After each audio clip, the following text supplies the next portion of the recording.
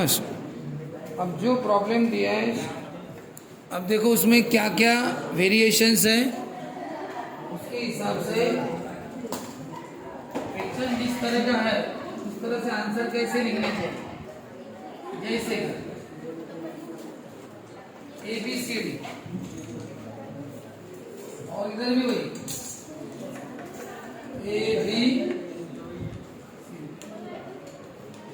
और सब एरिया का रेशियो आपको पूछे, लेकिन इसमें नहीं क्या, आपको ये परपेंडिकुलर दिया है, उसमें नहीं दिया। परपेंडिकुलर देने से क्या फायदा होता है कि अगर आपको पूछा एरिया के रेशियो, तो पहले तो हम लिखेंगे area of A triangle half into, पहले हम क्या लिख देंगे इसका फॉर्मूला, और ये भी लिख देंगे कि एम किस पर परपेंडिकुलर है, बीडी। एम परपेंडिकुलर किस पर है, बीडी। एरिया ऑफ ट्रायंगल का फॉर्मूला। अब आप जो भी लोगे area of triangle ABC, area of triangle ACD, अगर आप ट्रायंगल एबीसी को देखोगे,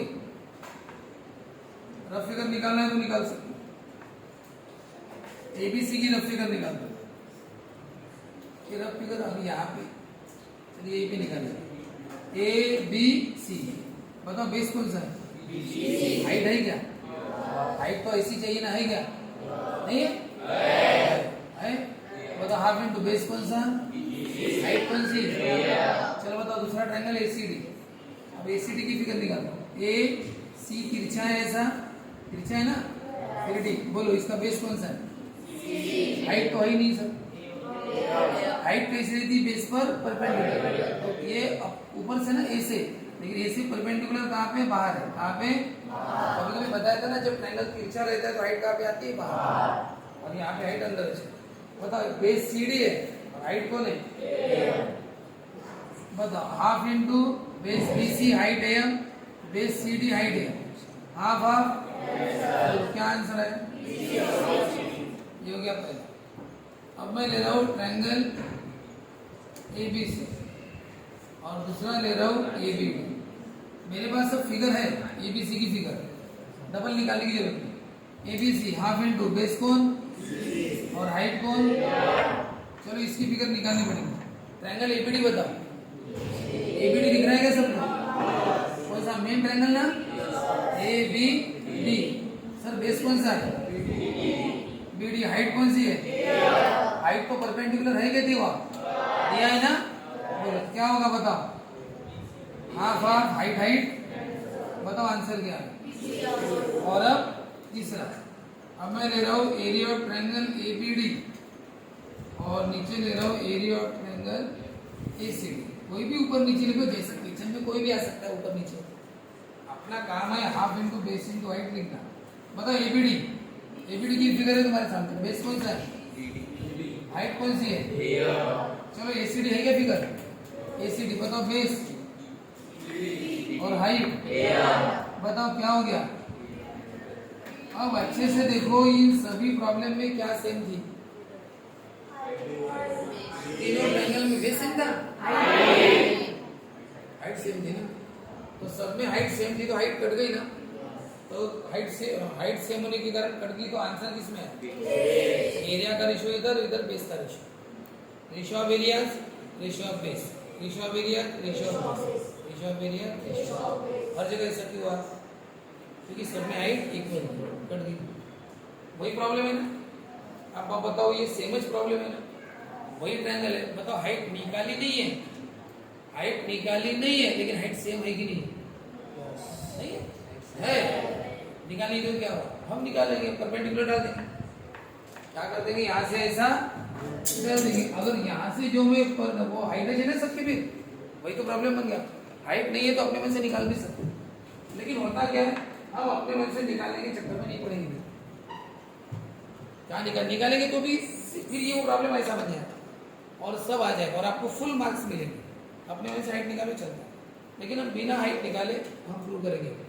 अब आप बताओ अच्छी तरह से, हम उसको अभी इस मेथड से नहीं सॉल्व कर पा रहे। इसका रीजन, अगर मैं उस प्रॉब्लम में ऐसा लिखता हूँ तो मुझे हाफ पता है, मुझे बेस भी पता है। बताओ, इस ट्रायंगल का बेस BC और इस ट्रायंगल का बेस CD, मैं बेस लिख दूंगा, लेकिन जब क्या लिखने का समय आएगा, हाइट, तो मैं हाइट क्या लिखूंगा अभी? सर मैं हाइट क्या लिखूँ? सर वो हाइट तो बीच नहीं है किसी की भी, तो इसलिए इस मेथड से हम नहीं जाएंगे उस प्रॉब्लम में। ये मेथड क्यों फेल हो रही है? अगर हम ऐसा लिखते हैं, क्या लिखते हैं? नंबर 1 क्या लिखते हैं? Area of triangle ABC, area of triangle AC, half into, बताओ इसका बेस कौन है? हाइट पता है क्या? बताओ इसका बेस बताओ, और तो हाइट बताओ। वे नाटक, फिर तुम्हें हाइट टच नहीं पता तो काय को इस मेथड से जा रहे हो रे? मिटाओ ये सब, हटाओ। तो सर करे कैसा? तो कैसा करे धीरे। अब आप बताओ, आपको मैंने कुछ पढ़ाया था, मैंने बताया था कि जब दो ट्रायंगल पैरेलल लाइन के बीच में रहते हैं, पैरेलल लाइन के, ये सबसे लास्ट में यही पढ़े थे, तो उनकी हाइट कैसी रहती है? इक्वल। वैसे और एक बताया था, हाइट इक्वल और कब रहती है? जब ट्रायंगल के बेसिस कोलिनियर रहते हैं। बेसिस कैसे रहते हैं?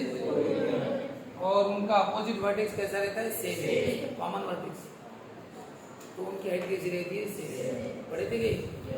अब बताओ इनके बेसिस कौन से बोलेंगे?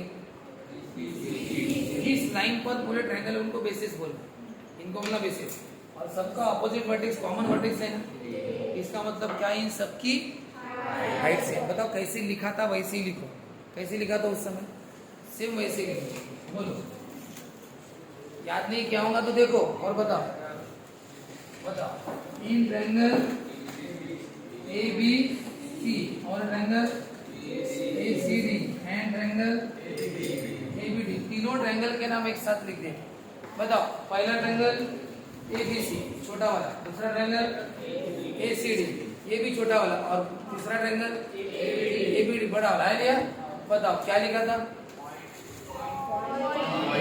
क्या लिखा था? Point A is the point A is the, मतलब सबका पॉइंट A कॉमन वर्टेक्स है ना। सबसे पहले बेस डिसाइड कर लेना, बेस कौन से है? ये लाइन है, ये बेस, और उसका अपोजिट वर्टेक्स सबका सेम है ना, तो क्या लिखना? Point A is the common vertex and their basis के नाम बताओ। इसका बेस कौन सा है?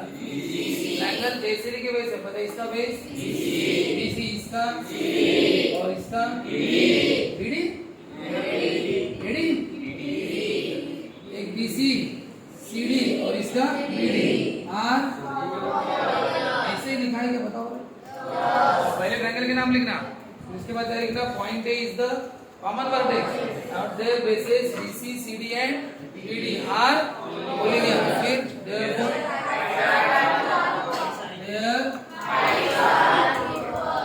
अब आपको ये पता चल गया इनकी हाइट्स कैसे, और अभी थोड़ी देर पहले आप एक बात पढ़े हो कि जब दोनों की हाइट इक्वल रहती है, हाइट इक्वल, आपको याद है थोड़ी देर पहले हमने एरिया का रेशियो क्या लिखा था? A1/B, यानी बेस में लिखा, और सामने रीजन भी लिखा था, ट्रायंगल्स हैविंग इक्वल हाइट्स। क्या लिखा था? ट्रायंगल्स हैविंग इक्वल हाइट, सबकी हाइट इक्वल है ना, तो सबके एरिया के रेशियो किस में आएंगे? बेस में। किस में आएंगे? कुछ नहीं, डायरेक्ट इसका बेस ऊपर लिखना, इसका बेस, यानी ऐसा जब हमने यहाँ पे डिटेल में किया था, कुछ नहीं करना, हाफ बेस हाइट कुछ लिखना है, डायरेक्ट करना है, डायरेक्ट बस। लेकिन ये लिखना पड़ता है कि उनकी हाइट्स कैसी है? इक्वल। अब हाइट इक्वल होने के कारण हाइट कट जाएगी, आंसर बेस में हो, तो डायरेक्ट बेस लिखना है। तो चलो पहला प्रॉब्लम डायरेक्ट करना, ये पहला प्रॉब्लम। बोलो, एरिया इक्वल टू क्या लिखना है? क्या लिखना है? बेस। बताओ इसका बेस कौन सा बेस है? और इसका बेस बताओ कौन सा बेस है? हो गया आंसर। यानी एरिया का रेशियो इक्वल टू क्या लिखा? बेस का रेशियो। बस यही थोड़ी देर पहले लिखा था, और क्या रीजन लिखा था सामने?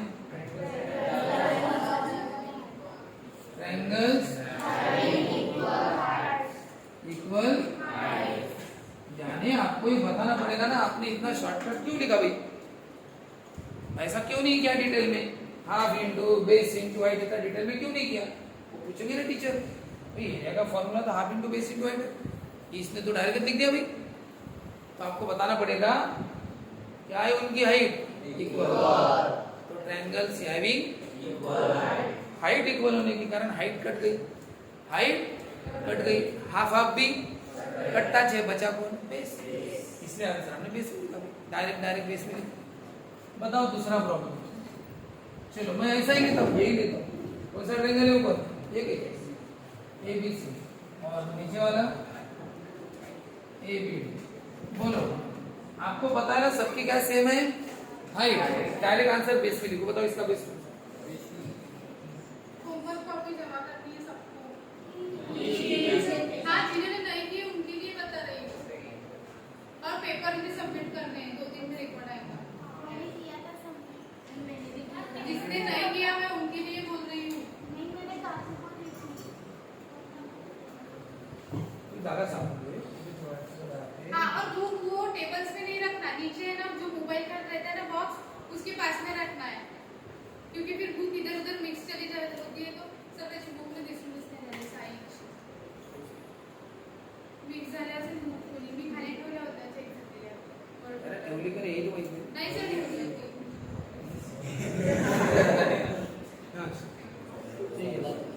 पेपर भी लाना है सॉल्व करके। अरे सर ये लोग ऑप्शन वाले पेपर देते हैं पण ते त्यांचे क्वेश्चन रॉंग होते ना तेव्हा ते कमी लोक आणतात। काही नाही, रॉड घेऊन येतो बस आपण कार्यक्रम सुट्टी, ठीक आहे? अरे सर ते पुन्हा टार्गेटची कॉपी सॉल्व करायला लागेल। होमवर्कच पूर्ण डेली होमवर्क द्यायचं, किती प्रॉब्लेम येतो? 5 व 6 जास्त देत जा, नाहीतर त्याच्या समोर लिहित जा डबल डबल।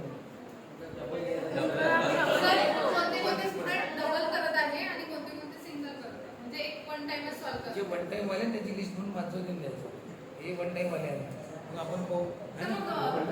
ते 6 प्रॉब्लेम डबल करायचे आहे, म्हणजे एका दिवसाची 12 म्हणजे ज्यांनी आजपर्यंत कधीच जमा नाही केली अशाचा, आणि येताना आपलं ते जय बजरंग बली घेऊन येते, ठीक है ना?